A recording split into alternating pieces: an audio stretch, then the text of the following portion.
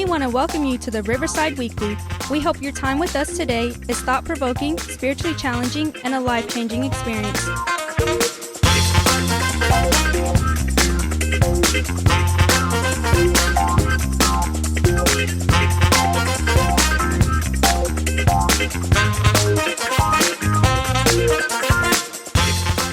Our discussions and messages can be raw, real, and at times very uncomfortable and even controversial. We highly encourage all of our guests and listeners to take notes, leave comments, and when possible, always share what you hear.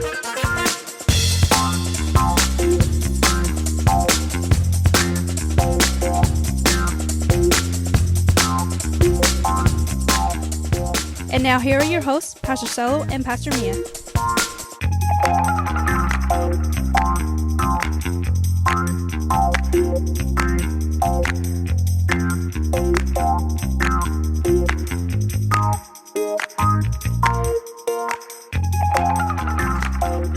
Good morning. I'm going to be the loud one because my wife is not here. Good morning. How you doing? Welcome. You need to It's another Wednesday. All right. Anyway, so this morning we got my daughter, Maddie. What's up, y'all? I'm here.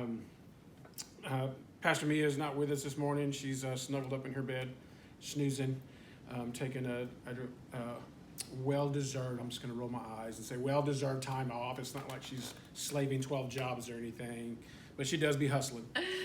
She get her hustle on all the time. Yeah, man. So Mia usually has our topics and what we're going to have a discussion about, and so I'm going to check that over to you. And so what are we talking about this morning? Well, I'm just a chime-in guy. That's terrible. I drop bombs of wisdom, yo. I drop nuggets of truth. Drop nuggets of truth. And then I add a record scratch. There's a record scratch. Drug. It's fine. It's okay. It's cool stuff. Y'all know it. Yeah, it's cool. No, so Pastor Stella asked me what questions do I want answered, which is a big one, and that's a big ask. What do you want to know? It's like that movie Hitchhiker's Guide to the Galaxy. What's the answer to everything? Everything.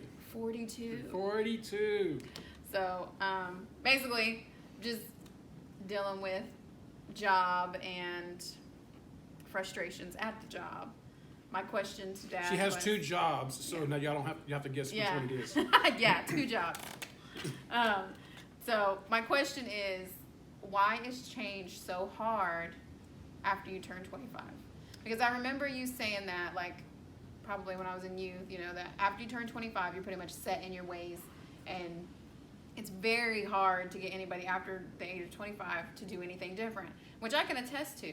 Now that I'm older, I'm over 25 now. I'm not gonna say how old I am. Go check her Facebook status; you'll figure it out. Boo! I don't even know if it's on there. It might be. I don't know if it is, but.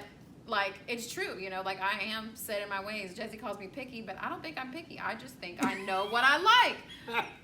I'm mad at you laughing. I think it's hilarious. I think I just know what I like. I know how I like my Chick-fil-A sandwich. I know how I like my coffee. I know, and why I'm going to waste time trying something else, something new, if I know what I like.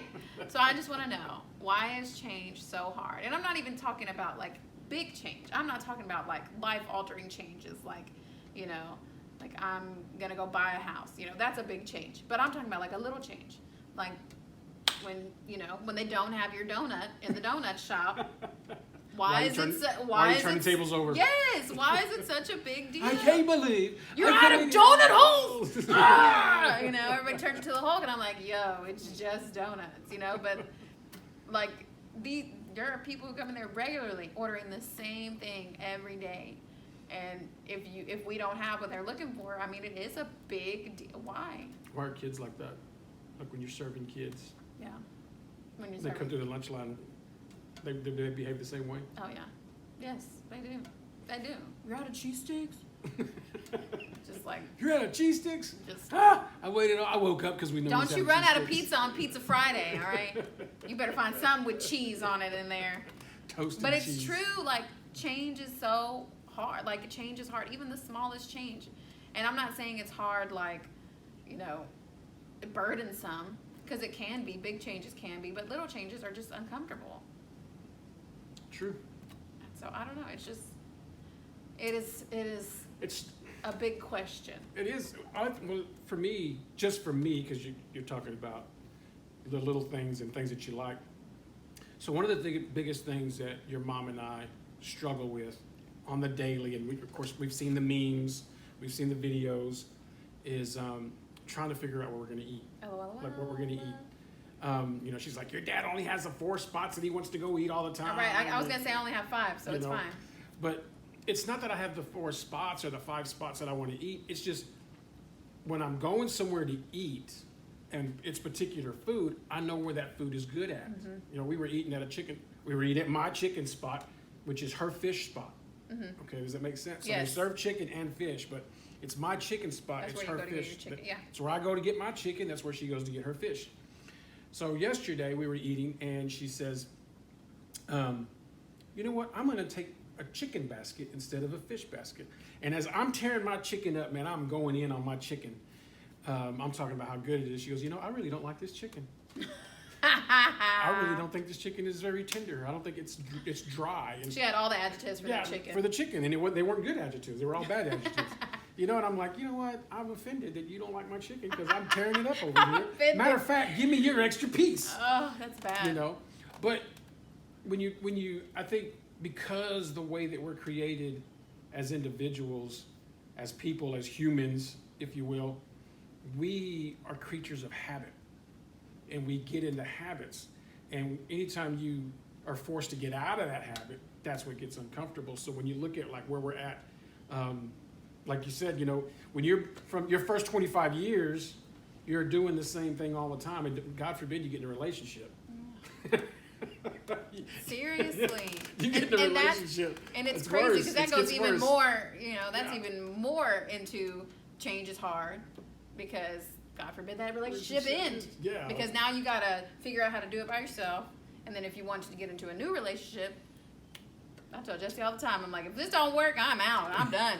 This is a lot of work. Yeah, that's it. Someone told me the other day, they said, Pastor said, you're always talking about us at the church. You're always wanting us to work on our relationships. I'm not even trying to work on my relationship with my spouse. Yeah, man. And you're asking me to work on my relationships with everybody else? With other people? With other people? Like, oh my gosh. And I started laughing. I said, you sound like my daughter. Yes, it's hard. It's hard. It sounds like Maddie. It makes me wonder, like, are we creatures of habit because God is a creature of habit? Is God a creature of habit? I think I wouldn't say God's a creature of habit as much as he is and people don't like this. God is a God of systems. He's a God of organization. I believe that. And the issue that we have is that it's not habits. It's how he sets things in place. Mm-hmm. And so when you set systems, and I can attest to this, when you set systems in place for your benefit and for the benefit of the people around you, the hardest thing is to abide by the systems that you put in place because they affect you, right? So I had this whole thing that I was doing, and I put these systems in place, and fast forward 7 months later, I'm now being frustrated by the system that I put in place. But if I don't abide by the system I put in place, then I devalue everything that I'm trying to do to help everybody else. Yep. So I don't think God's a creature of habit, but I think I know that he's a being organization. of organization. I believe he has systems in place and things like that. And so systems and laws, I guess you would call them. Mm-hmm. And for us, we have that same thing. It's like one guy said, he goes, we just can't all just drive around the way we want without red lights because you start having accidents, right? And my gosh. So I think, Triggered. Go ahead.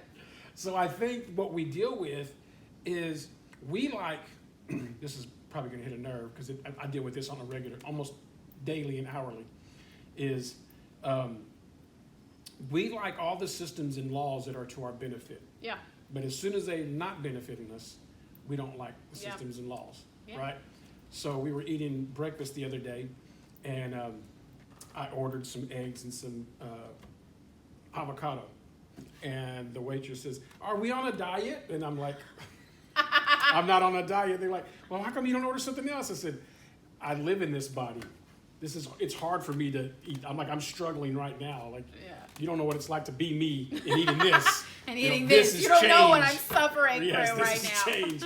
And we don't like it because it's tough, right? Yeah. It's tough. Where you had a triggered thought? It just made me laugh. You know, there was a fender bender in the drive-thru this morning, and this was hilarious. The truck like tapped the van, and of course the van. Oh man, my neck was hurting, and I jerked all in my seat, and I was just like, I don't understand. What else would you like to eat? Because I don't understand it. But that's, you know, like that's. Can I get some free food because I had a fender bender? Yes. And I was in your line. It's crazy. People are crazy, but you know, you were saying it's hard to be in this body. It is, you know. I think that's, you know, I always think about change as like a path. You know, everybody's like, you're stuck in a rut because when you walk the same path every day, it becomes a trail, and so then other people use that trail. It's like walking down, you know, Cameron Park. You're not going to go off the trail because it's just wooded area, and it's difficult to get through, even if it is quicker, you know. And so that's what I think about with change, and you know, I see it in myself. You know, as the older I get, the more I'm set in my ways. I'm not trying to leave off my bed, and then I got a new mattress, baby. Yeah, right. Ain't going nowhere. I know I tell you guys all the time. I'm not trying to be my dad as a grandpa. Yeah. You know, but every time I see something or hear something, I say things, and I'm my grandpa. I'm my dad. I'm like, oh, like I don't want to do that. And you told me the other day, lean into it, Dad. I'm like, no, I am not. I'm trying to create change. Like I'm not trying to do that. And it's hard. I think some of that though is that unless you have an attitude of dealing with change, unless you have an attitude of understanding what change looks like, if you have coping skills. Coping skills, mechanisms, ways that help you work through change. If you don't ever even adapt those things, you become a silent sheep. Like you just do whatever you're supposed to do. And I think that's you don't even pay attention that things are changing because you're just doing what you're supposed to do. You're following the red lights. Yeah, so you're like, okay, you know, and it's funny you said that because I did that one time. I was working as a police officer, and I was driving from where I was working. It was an hour and 45-minute drive from where I was working to Waco, and y'all were young. And I would get off of my shift at about 3:30, 4 o'clock in the morning, and I would drive home. And I remember I was driving one time, and the red light. I was following the car in front of me, and I was tired, and I was just following the car in front of me. And as I was following that car, I didn't even realize the car had got off an exit and pulled into a gas station. Like it just got real bright all of a sudden, and I was like, "What the heck is going on?" And I just followed them because I was not paying attention to what was going on. And I think a lot of times is that if you're not aware of change, then you're ignorant and you're ignorant and not aware that change is happening. So you just kind of go with it. But it's when you understand what change looks like, you're more aware of what's going on and things are changing. And I think that's where we struggle with when you get older, because like when you're 20, from the time that you're born to you're 25, you're not doing anything but changing. You're changing the way you think. You want all this information so you to can make decisions. And you get all this, and then once you figure out, you know what, I like my hamburger this way. I like my hot dogs this way. So I like my coffee this way. I like so my tea this way. And then when someone comes and tells you, like, listen, you can't have tea that way here. Why not? Well, this is why I'm not coming here no more, because I don't like my tea. It's so difficult. Like when my sister told me that I couldn't drink regular milk, I was like, I'm finna be drinking regular milk, ma'am. I don't understand. Because I like the way my milk tastes. I don't want almond milk. I don't like it. and that's what I'm saying is that, like, for us, unless you understand what change is, we don't like it. And I think it's more inherent the older that you get. So as soon as you get 25 and the older you get, the less you're willing to change. Yeah.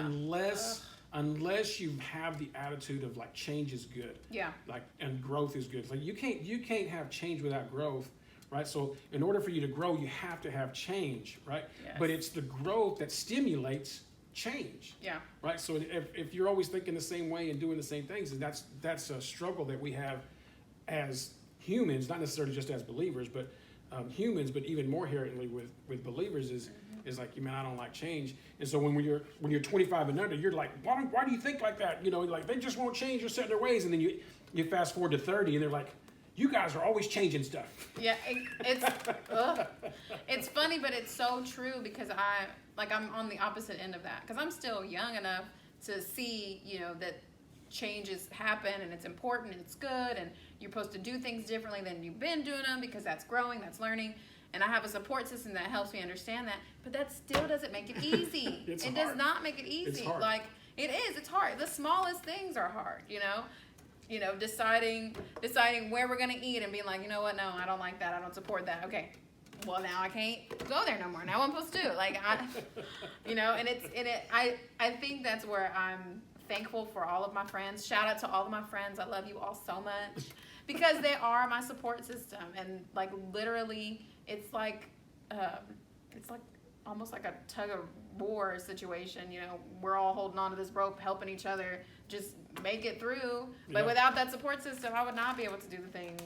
And it's hard because if you don't have, first of all, if you don't have an attitude and an understanding of what change is and welcome change and want to do change, and have change, if you don't have that, you're automatically shut off. Yeah. But then if you have that attitude and you're like, okay, I can change, I want to change, I want to do things different, I want to change. If you don't have a support system, you fail every time. And you burn, like you feel, what's the word? Like Stressed. stressed. Yes. You feel exhausted. You're burning yourself out because you get mad at yourself for going back to your old ways. You're like, I'm just trying to do this better. But it is hard. I think that's the one thing that I consistently say to anybody who, you know, is like hitting me with questions or this. I'm like, look, change is hard. Even if it's just ordering your burger different, you know, even if it's just going on a live it, what person was saying, not a diet, but a live it. Live it. I'm trying to live longer, not trying to die quicker. Not trying to die quicker. Yeah. Sorry. For real. And so that's hard, like, because like with psoriasis, you're supposed to not eat potatoes, you're supposed to not eat milk, not eat bread. What do you mean? No tomatoes, no potato. That's my diet, potatoes and tomatoes. And that was like the top two things. These are really bad for your skin if you have psoriasis. And I was just like, first of all, you don't know what I have, so I'm gonna continue to eat my tomatoes. And it's hard. It's hard. It's funny that you say that because the thing about us is that we're so adaptive and we're so habitual in how we're created, you know, is that we like those things, and then even though we know that it's not good for us, we want it anyway because we've got in the habit of eating those things, and it's hard for us to change our mindsets. Yes. And like, I enjoy this, and this is the part that's ugly, is that we're willing to sacrifice and feel and deal with the repercussions and the issues. Yes. Even though we know, like, you know, the funniest thing that I've always thought it was really crazy is when people smoke. Yeah. Right. So when people smoke, when I was younger, this is before y'all's days, you could just smoke anywhere at any time. Yeah. Right. And then they started passing laws where you can't smoke inside certain areas. And it was funny because even people within relationships in their homes, or even in cars, you know, like, I don't want you smoking in the car. They will pull over to smoke a cigarette. They will stand outside in the frigid cold. They will stand out in the rain, the heat to smoke a cigarette. And you're like, bro, it's too hot out here to be smoking no cigarette. They're like, no, I got to have my cigarette. Yeah. Right? And I think a lot of that goes back to how we are creatures of habit. Like, we like things a certain way. Like, I've got to have this. And I think when you hit that 25-year-old mark, and of course it's give or take a year or two on the other side. But I think that when you do that, when you cross that 25-year mark, you've spent enough time to understand what your likes and dislikes are. Mm-hmm. And then when you're in a relationship or getting into even not even a romantic relationship, but just in friendships and coworkers and school and all this other stuff that we do, and even in the social aspect, we've learned what we like so much so that we're willing to compromise, but just enough so we're not uncomfortable. Yeah. I'm going to go to your house, but I'm not staying for 2 hours. You got me for 30 minutes, and you send a text message, hey, let's go, babe. Let's get out of here. My best friend gets mad at me for that all the time because I make it known my personal time limit. It's an hour and 30 minutes. Wherever I go, that is how long my time, and it be ticking like sands through the hourglass, baby. So are the days of our lives because I'm ready to go. And it's funny because I don't even have to look at the clock. I can be having a good time, and I just feel it. I'm just like, no, I'm ready. That was it. I'm good. I'm at my mark. Yes. And my brother makes fun of me. He's like, you only go somewhere 30 minutes. I'm like, look, if that's what it feels like to you, 1 hour and 30 minutes is long enough for me to be away from my bed. And I don't know, I guess it's crazy to see myself as an adult and then look at the things that I do and be like, dang, I really don't like change. I don't. And it's interesting because I tell this, I've shared this in marriage counseling, I've shared this in leadership, discipleship class, all sorts of times. I always share people, so we spend so much time trying to change the situations, trying to change the people, trying to change the individuals, the workplace, all these other things around us. We spend so much time and energy worrying, focused on changing that. And I always tell people, if you would just try to spend all of that energy in just changing you'll be exhausted, right? You do think you're exhausted trying to change other people because you can't change everybody. It's the only person that you can ever change is yourself. Yeah. The way you think, how you feel, what you look like all those are choices. But we spend, as a society in general, we are so busy trying to change our spouse, change our friends, change our best friend, so that they'll do what we like. And instead of just recognizing who we are, it's like, you know what? I really suck at this. Like, I need to change this. I get up every morning and I weigh myself, and the scale says the same thing every time.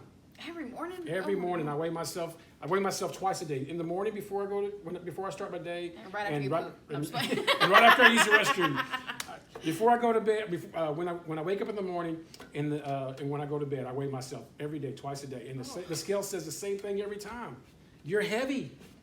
Get off. That's funny.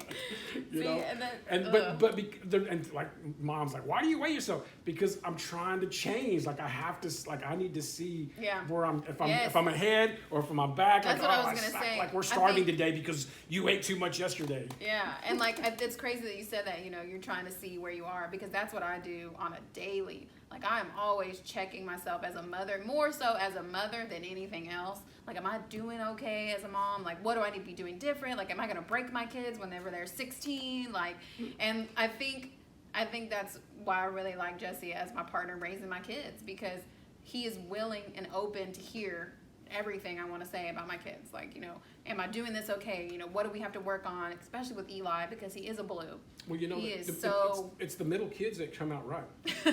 That's all the kids. Well, Emmy's good to go then. The middle kids always come out right, because the first kid, you're trial and error. Yeah. You're trying to get everything like, what mom did, grandma, everybody else did, right? So that kid's kind of, what's going on? And then the middle kid is like, okay, we've made some adjustments. And then when the last kid, you're just tired and done. Oh my gosh, I'm so When the last kid, you're like finished, like, he's so spoiled, it's because we just gave up. We're out of energy, we're out of money, and that's what's crazy is I see done, that too. At HEB, Emmy and Eli would be hard pressed to get out of the basket. Elliot, he'd be touching all the toys, he'd be picking it up. He's like, Mom, look at this, we should buy this, Mom. And I'm like, put it back, please. Put it back. But with Emmy and Eli, I'm like, you better not touch nothing in this store. It's such a mess. But that's how we are in our relationships in life. It's. I'm willing to change, not so much. And then when you're older, you're like, we're not moving at all. Take the thorn out of me, it hurts. Yeah. We're going to this restaurant. Yeah. All the time. It's funny because that's what Jesse. Anytime we go somewhere, I'm gonna try something new. I'm like, no, you don't know what it's gonna taste like. And then the one time I tried something new, I was so disappointed. Ruined it for me. Well, I always say this. I say, if you're going to try some new food, make sure that somebody else is paying for it. So if somebody says, hey, I'm going to buy you dinner, go to somewhere that you don't normally go. Right. They're buying, try something different, because when you pay for it, you're like, dang, I'm out $30. I'm out $30. Yeah. Yeah, Yeah. But I think when you're talking about changing, what change looks like, I think the biggest thing is just being willing to mentally and emotionally accept that change needs to happen in order for you to grow mentally, in order for you to grow spiritually, socially, spiritually. Like you can't. I guess the thing that where I get frustrated as a leader is when you see people that have great potential, but they're not willing to change and make adjustments so that they can have even greater potential. And so I think the biggest thing on change. So because you're here and you're a little over 25, what would you say to someone like, okay, look, these are some things that I do to help me cope and to embrace change. What are some things that you do? First of all, recognize that change is hard. That's the first thing I say to anybody. Change is hard, and I make sure that before the conversation is over, they understand that it just depends on how bad you want it. And I say that too. People are going to do what they want to do. If you You want can't be to, saying, that's my quote. hey, You can't be saying that. you know what? I borrowed it once, borrowed it twice. Now So it's mine. mine. But I literally tell them those two things anytime they're like, well, I want to do this and I want to do this. I'm like, first of all, change is hard. The end, period. That's the end of the sentence. Literally, change is hard. Even the smallest change. You know, Sure. I tried to put less sugar in my coffee and I was like, I need a donut. I can't eat this. I can't Did you drink put this. sugar in your coffee? No. Can I have 4 glazed? This is great coffee. It's so yummy. You know, small change is hard, you know, and so I make sure to say that change is hard. Understand that, realize that, know that, you know, and be okay understanding that change is hard. You know, don't be like, I got it, no big deal, because it's hard. It's hard. Changing your toothpaste is hard. You can brush your teeth with it, like that. You know, and then the second thing is people are going to do what they want to do, including yourself. If you want it, you will go get it. The end. Yep. I hate clocking into work, but guess what? I want that paycheck. So There you go. I be at work 4 o'clock in the morning slanging donuts because I want the paycheck. People are going to do what they want to do, and that includes yourself. And I think having some self-realization of, you know, change is hard, but how bad do I want it? That's it. How bad do you want it? And know that, you know, and be honest with yourself. And I think that's why I love my support system, because they'll call me on my crap. Oh, yeah, Maddie? I'm like, yeah, you don't know me. You don't know. You know, and they do. You know, they know me and can call me on it and be like, you know, if you want it, you'll go get it. And I'm like, you're right. Do I even want it? I'll wrap us up with this thought. I just thought about this. You know, you said we get on those trails and we're on that same trail, and why don't everybody go through the trails?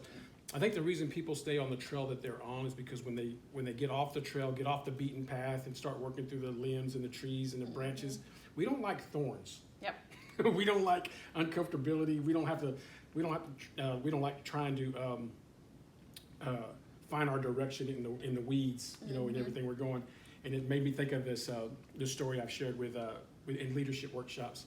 You know, a lot of times when we're doing things in our family, we're doing things in our jobs, in school, and church organizations, we want to do. We're so involved in what we're doing in the direction that we're going that we're not paying attention that we need to change, that we need to do things. And so there's a story where this guy, you know, they're in this jungle and they're just hashing a trail out. You know, they're trying to get trucks in there, and so they're hashing this trail out, and so they're going in this direction for several days, and then the lead guy gets up on the ladder, climbs all the way to the top where the canopy's at, and he's looking out, and he's like, man, we need to change direction. We got off course. We start changing direction, you know. And so he's looking, and the people are down there. They're just going 100 miles an hour. And he goes, hey guys, we need to change direction. We need to go to the left. We need to go to the left. We need to go to the left. And the guy says, but we're making all kinds of production. We don't have time to change, right? And so because even when you see the direction that you want to go, when you feel like you're being productive, you don't want to change direction because that means that you have to change direction. Yeah. And so you have people that are looking out for you. Your support system, like, you need to change this. You're like, we're making production. You know, like, Yeah. We're making progress. We've already got it going. We got it going. Yeah. Anyway, so Matt, appreciate you guys tuning in this morning, hanging out with me and Maddie.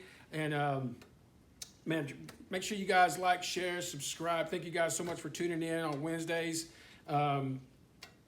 Anything you want to say? Good night, bye. No, shout out to my kids. I love y'all. Thank you guys for tuning in, man. We holler at you guys later. God bless. We'll see you guys. You're supposed to go. Mom goes, peace.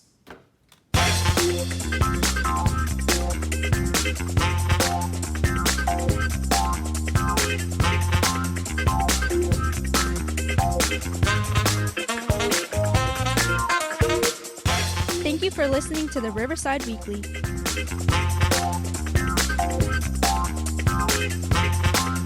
This podcast is made possible by the givers of Riverside Community Church.